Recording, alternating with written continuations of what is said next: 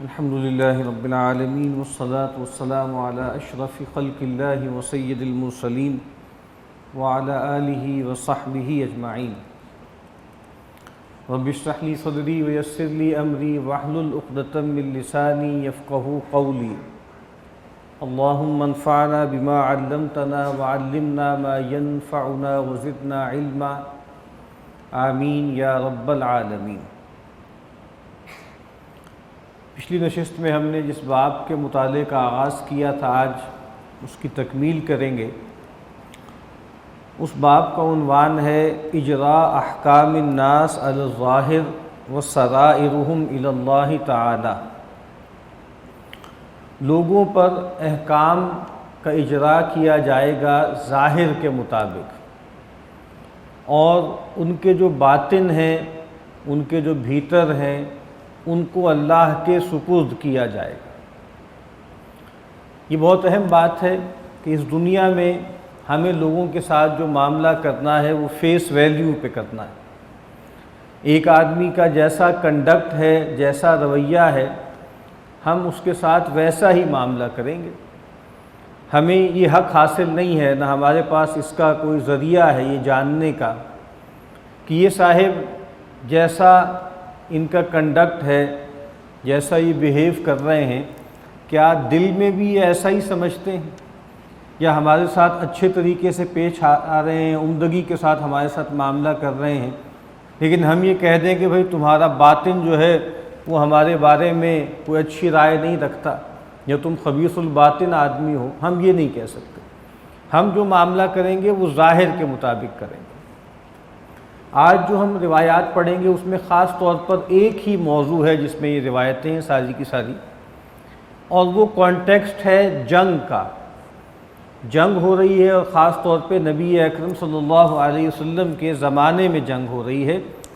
جہاں جنگ کرنے کا سبب جو تھا وہ شرک تھا۔ یعنی وہ لوگ جن سے قتال کیا جا رہا تھا ان کا اصل جرم یہ تھا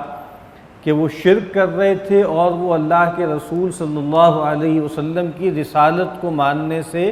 انکاری تھے، ان سے قتال کیا جا رہا تھا۔ اب یہ جتنی بھی روایتیں ہیں ان سب میں ہم دیکھیں گے کہ عین جنگ کے موقع پر جب ایک شخص کی جان لینا جیسے بالکل قریب ہو گیا، ایٹ ہینڈ ہو گیا، اور ایسے لگا کہ بس اب ان صاحب کی جان لے لی جائے گی، اس موقع پر اگر کوئی صاحب کلمہ پڑھ لیں تو ہمارا رویہ کیا ہوگا، یا صحابہ کرام سے کیا رویہ مطلوب تھا، اس کا بیان ہے۔ یعنی انسان کو امیونٹی حاصل ہو جاتی ہے محض اللہ تعالیٰ کی الوہیت کا اقرار کرنے سے، اور نبی اکرم صلی اللہ علیہ وسلم کی رسالت کا اقرار کرنے سے۔ بہت مشہور حدیث ہے، متفق علیہ روایت ہے کہ نبی اکرم صلی اللہ علیہ وسلم نے فرمایا کہ لا یحل دم امرئ مسلم، کسی مسلمان کا خون حلال نہیں ہے۔ کون مسلمان؟ نبی اکرم صلی اللہ علیہ وسلم نے وہاں واضح بھی کر دیا کہ ہم کس مسلمان کے خون کی حرمت کا بیان کر رہے ہیں۔ یشہد ان لا الہ الا اللہ وانی رسول اللہ،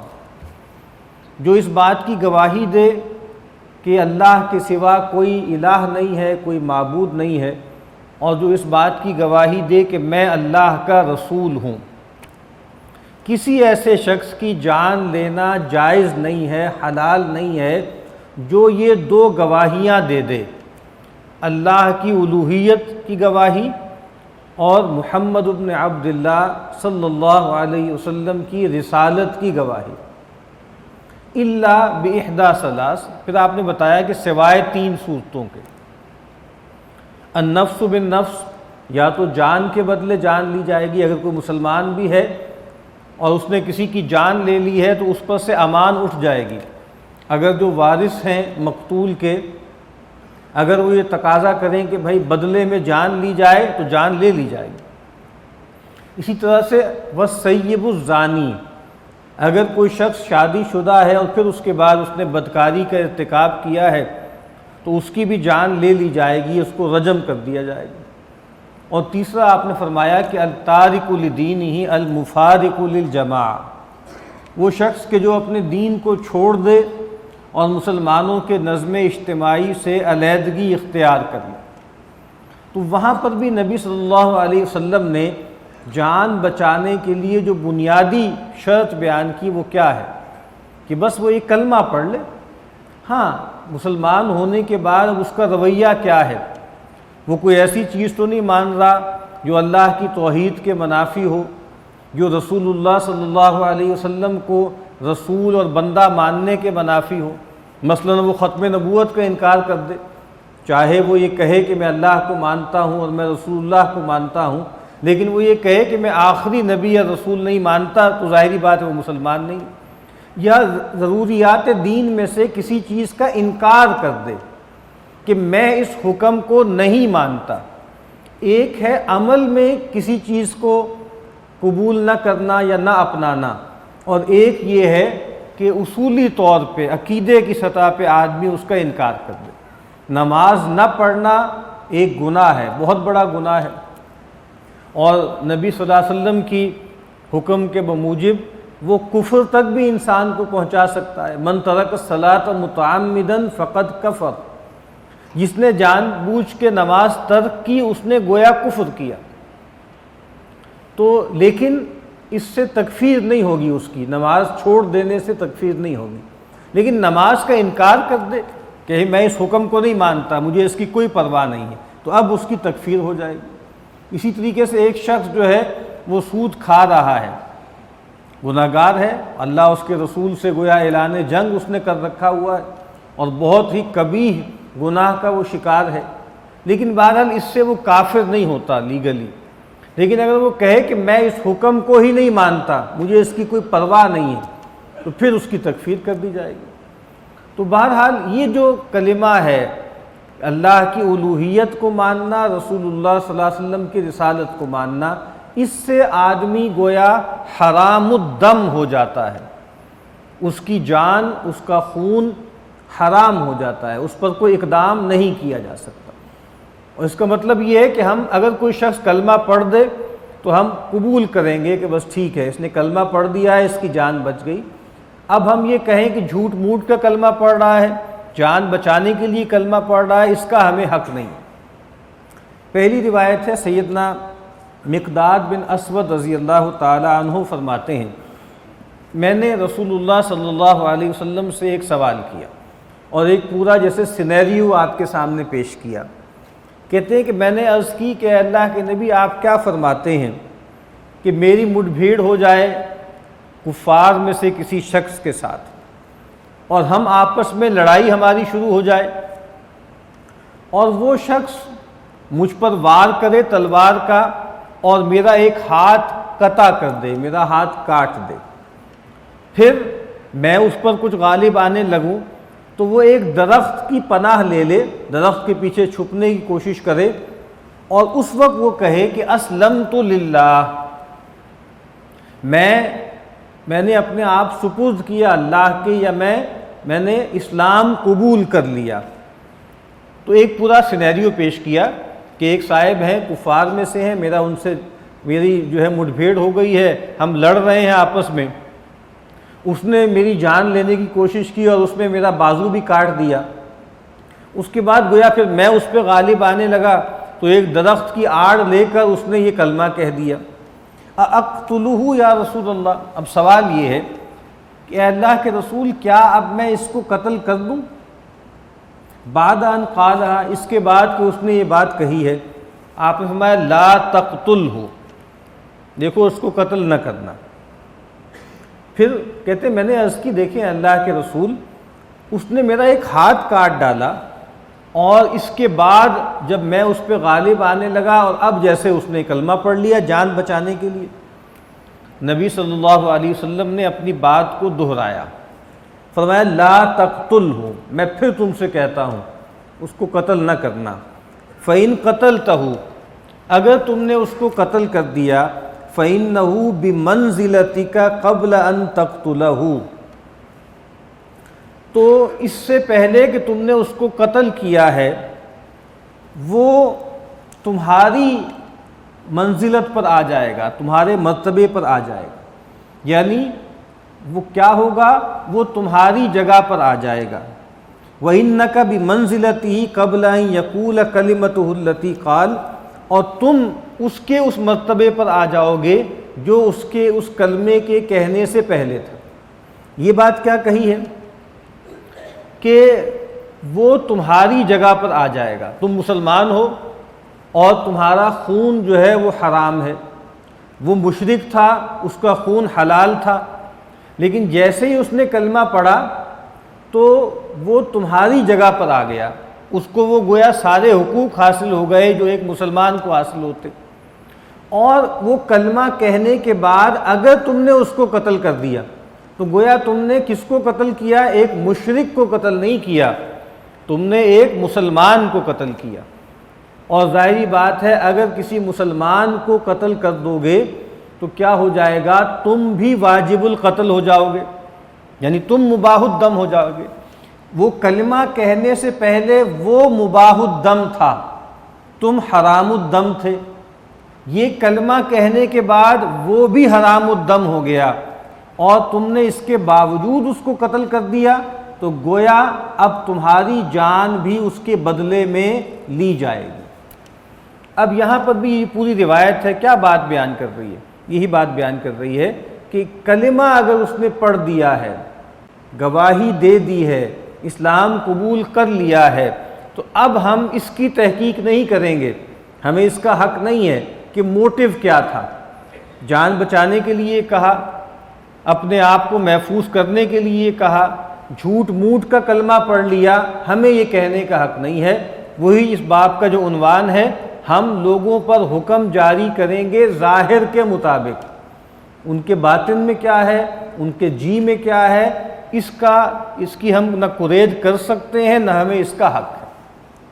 اگلی روایت سیدنا اسامہ بن زید رضی اللہ تعالی عنہ کی ہے، اور یہ ایک ہی روایت ہے، اس کے کئی ورژن ہیں جو یہاں پر اس باب میں نقل ہوئے ہیں۔ سیدنا اسامہ کہتے ہیں کہ رسول اللہ صلی اللہ علیہ وسلم نے ہمیں جوہینہ قبیلے کی ایک شاخ ہے ہرقہ، اس کی طرف بھیجا، اور ہم نے صبح کے وقت ان کے جہاں پر پانی کے کنویں تھے، چشمے تھے، وہاں ہم نے جنگ کا آغاز کیا، غارت گری شروع کی۔ اور کہتے ہیں کہ میں اور ایک انصاری صحابی تھے، ہماری مڈ بھیڑ ہو گئی ایک مشرک کے ساتھ، ہم اس سے لڑ رہے تھے، اور جب ہم اس پر غالب آ گئے، ہم اس کو قتل کرنے لگے، تو جو مشرک تھا اس نے کلمہ پڑھ لیا، اس نے کہا لا الہ الا اللہ، کوئی معبود نہیں ہے سوائے اللہ کے۔ تو سیدنا اسامہ کہتے ہیں فکف عنہ الانصاری، جو میرے ساتھی تھے انصاری صحابی، انہوں نے تو اپنا ہاتھ روک لیا، جیسے ہی کلمہ پڑھا انہوں نے ہاتھ روک لیا، تلوار یا نیزہ اس کو پیچھے کر لیا، لیکن وطعنتہ برمحی حتی قتلتہ، میں نے ان پہ وار کیا اپنے نیزے سے یہاں تک کہ میں نے اس کو قتل کر دیا۔ یہ سب واقعہ ہو گیا۔ پھر کہتے ہیں کہ جب ہم مدینہ پہنچے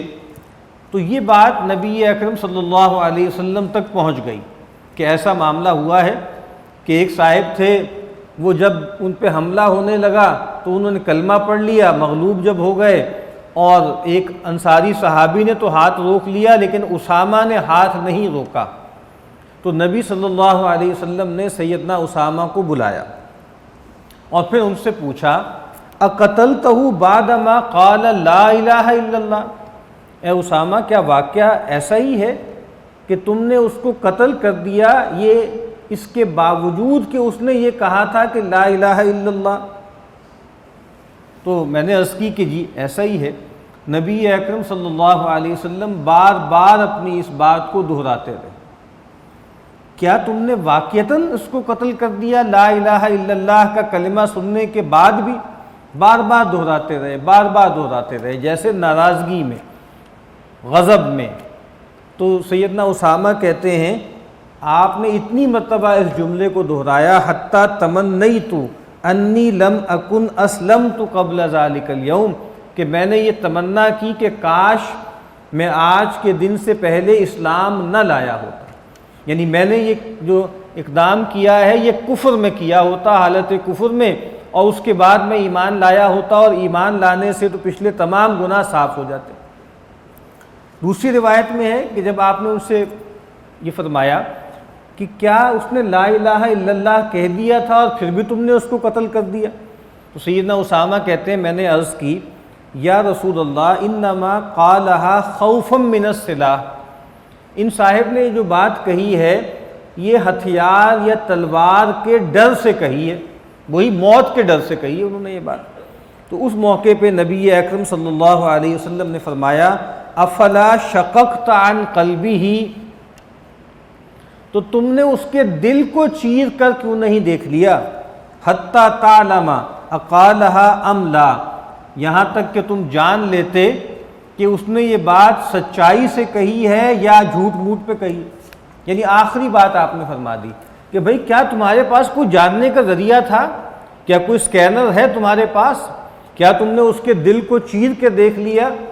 کہ جو کلمہ کہہ رہا ہے اس میں دل ساتھ شامل ہے یا ایسے ہی اوپری سطح پر یہ بات کر رہا ہے؟ تو اس روایت میں بھی نبی اکرم صلی اللہ علیہ وسلم نے یہ بات فرما دی کہ لا الہ الا اللہ جب کہہ دیا ہے تو اس کے بعد اس کو امان مل گئی ہے، اس کی جان پر کوئی اقدام نہیں ہو سکتا۔ اور یہ جو تم کہہ رہے ہو کہ اس نے یہ جھوٹ موٹ میں کیا ہے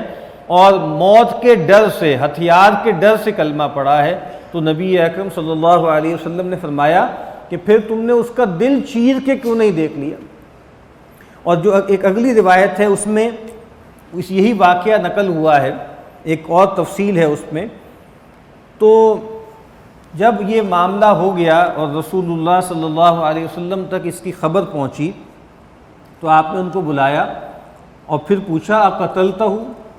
اے اسامہ کیا تم نے واقعتاً ان کو قتل کر دیا اس شخص کو؟ قال نعم، تو سیدنا اسامہ نے کہا کہ جی ہاں مجھ سے یہ معاملہ ہوا ہے۔ اب یہاں آپ نے فرمایا فَكَيْفَ تَصْنَعُ بِاللَّا إِلَٰهَ إِلَّا اللَّهِ إِذَا جَاءَتْ يَوْمَ الْقِيَامَةِ، اے اسامہ تم کیا کرو گے اس وقت، تمہاری کیا پیش چلے گی اس وقت جب یہ لا الہ الا اللہ قیامت کے دن آ جائے گا؟ اور آپ پھر اس بات کو بار بار دہراتے رہے،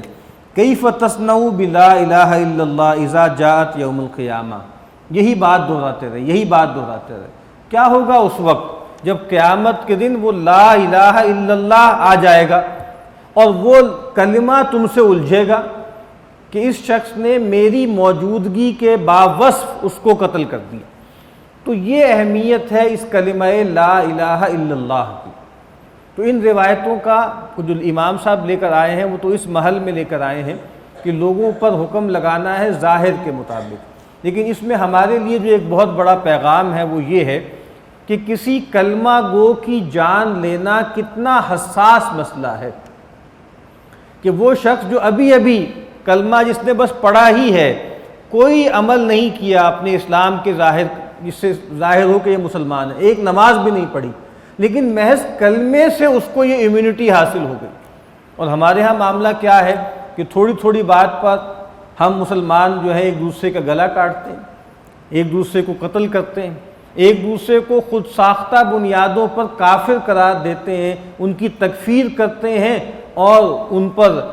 حملے کرتے ہیں، ان کو مارنے کی کوشش کرتے ہیں۔ اور جو قرآن مجید میں سورہ نساء میں فرمایا وَمَن يَقْتُلْ مُؤْمِنًا مُتَعَمِّدًا، جو کوئی کسی مومن کو جان بوجھ کے قتل کرے۔ اب اتنی سخت آیت شاید ہی قرآن مجید کی کوئی ہو، کوئی ایسا گناہ نہیں ہے شاید کہ جس کے اوپر اتنی سخت وعیدیں ہیں۔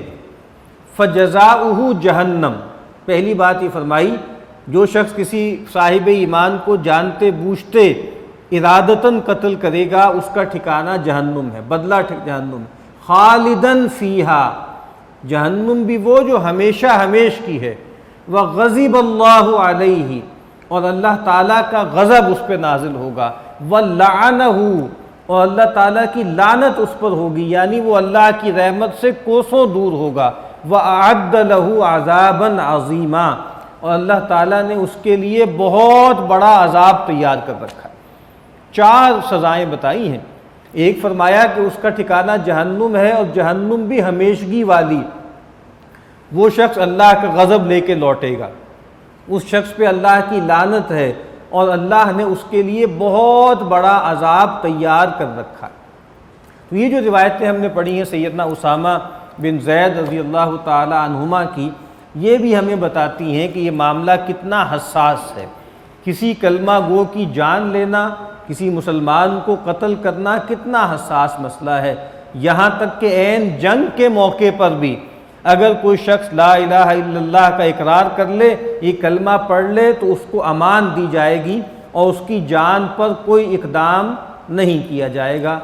دعا ہے کہ اللہ تعالی ہمیں اس معاملے کی حساسیت کو سمجھنے کی توفیق عطا فرمائے۔